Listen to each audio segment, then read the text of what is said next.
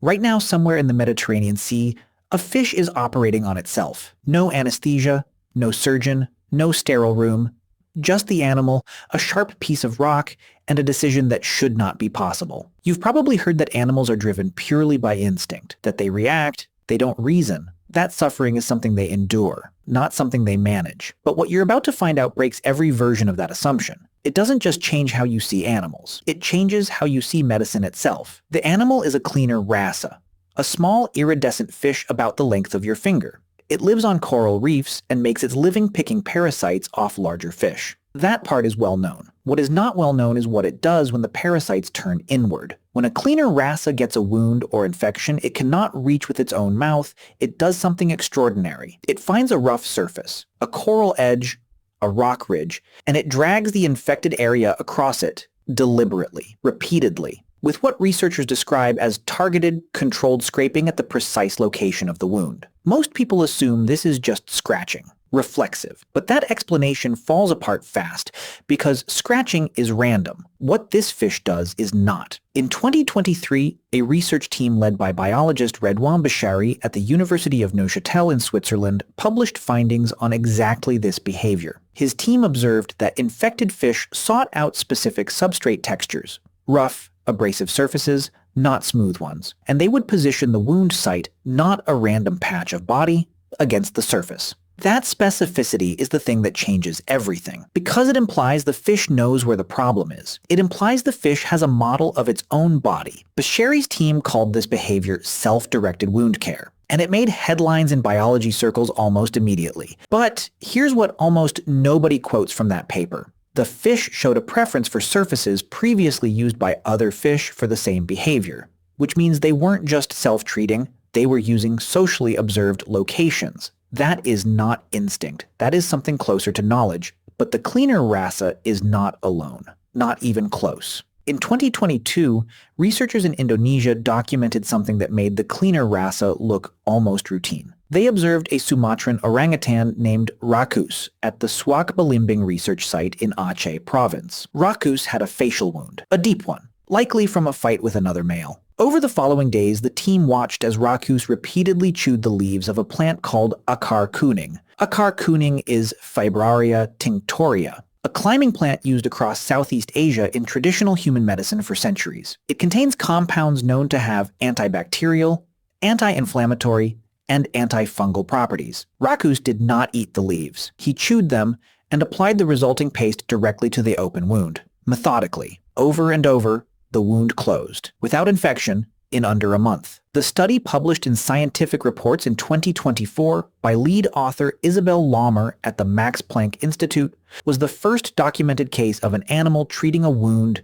with a medicinal plant in the wild. The first ever in a rainforest, alone, with no human present to prompt the behavior. You might be tempted to call it coincidence. Maybe Rakus just liked the taste of that plant, except that he only applied it after the wound appeared, and he stopped once the wound healed. That is not coincidence. That is diagnosis. If a great ape in the Indonesian rainforest is identifying medicinal plants and applying them to wounds, what else are animals doing that we simply haven't watched long enough to see? The field studying this has a name: zoopharmacognosy, the study of how animals self-medicate using plants, soils, and other substances in their environment. The term was coined in 1993 by biologist Eloy Rodriguez at Cornell University. Rodriguez had noticed woolly spider monkeys in the Amazon eating specific plant species with no apparent nutritional value. They weren't eating for calories, they were eating for chemistry. Rodriguez collaborated with behavioral ecologist Richard Wrangham at Harvard, and together they began cataloging one of the most underreported fields in all of biology. Chimpanzees in Tanzania's Gombe Stream National Park had been observed since the 1960s, swallowing the leaves of Aspilia plants whole. Not chewing them, swallowing them whole, folded lengthwise, rough side out. The leaves have tiny hooked hairs that mechanically scrape intestinal parasites from the gut lining. Chimpanzees discovered a mechanical deworming technique thousands of years before humans had any concept of intestinal parasites. Monarch butterflies, infected with a parasite called Ophryocystis electroschirha, actively choose to lay their eggs on toxic milkweed rather than non-toxic varieties. The toxins reduce the parasite load in the hatching caterpillars. The butterfly is healing its children before they are born. A 2010 study by Jayap Darood at Emory University confirmed this, finding that caterpillars raised on toxic milkweed had parasite loads up to 75% lower. Primatologist Michael Huffman at Kyoto University spent more than 30 years documenting chimpanzee self-medication across multiple African field sites. He found that the same medicinal plant behaviors appeared in some chimp populations and not others, even when the plants were available in both locations. Which means it's not just biology, it's culture. Different chimp communities have different medical traditions. Now think about what this means for the origin of human medicine. The standard story says humans invented medicine, that around 5,000 years ago in ancient Mesopotamia or Egypt, we figured out that certain plants could heal. The Abrasive papyrus from Egypt, dated to around 1550 BCE, describes over 700 plant-based remedies, but many of those plants are the same ones other primates were already using long before any human wrote anything down. Anthropologist Timothy Johns at McGill University has argued that early humans likely learned which plants were medicinal by watching animals, not by inventing from scratch, but by inheriting knowledge from species running pharmacological experiments for millions of years. Medicine didn't begin with humans. We were late to a system that was already ancient. And the most unsettling part of that is what it suggests about intelligence. We define intelligence by our own metrics: language, tools, abstract reasoning, but a cleaner wrasse pressing a wound against a specific rock texture, observed from other fish, is solving a biological problem with precision we are only now documenting. An orangutan identifying a wound, locating a medicinal plant, processing it by chewing, and applying it topically over multiple days is running a treatment protocol. A monarch butterfly selecting toxic milkweed to reduce parasite load in offspring, not yet born, is anticipating a future health outcome. None of these animals passed a test we designed. None of them used words. But all of them solved a problem we thought required a doctor. Your dog does it too.